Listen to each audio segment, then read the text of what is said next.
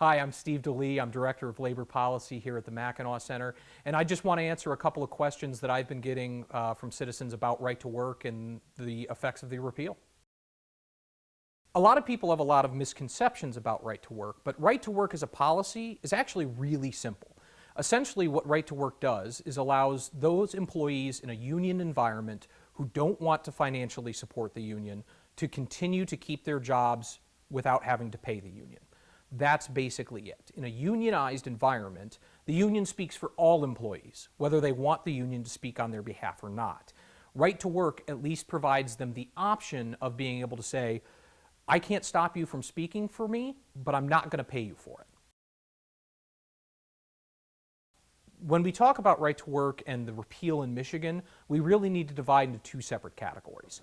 One is the public sector. These are your government workers, so police officers, firefighters, teachers, anybody who works for a state or local government, you're in the public sector.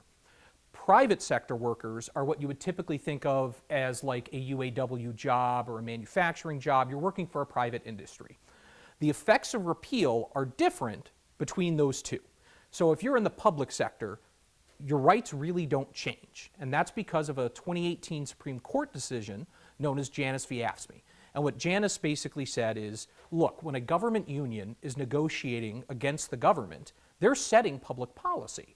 They're determining how taxpayer money is being spent on wages or benefits.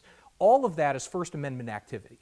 And because it's First Amendment activity, public employees can't be forced to pay for that First Amendment activity.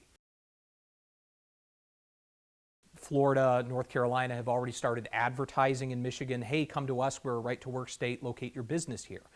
And we can really see a direct comparison because we have data from 10 years before right to work originally passed back in 2012 and today, 10 years after it passed.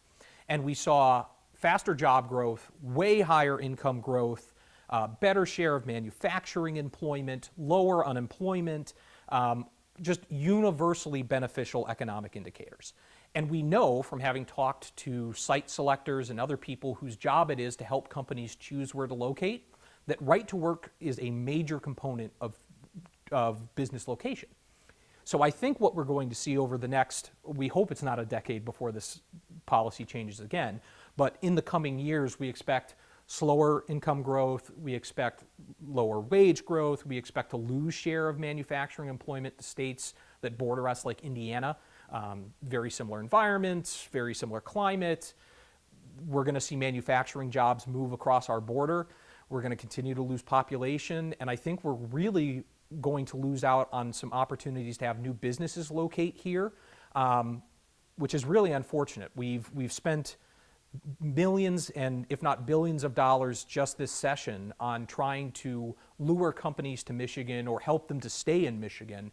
Repealing right to work sends the opposite message. It says Michigan's closed for business.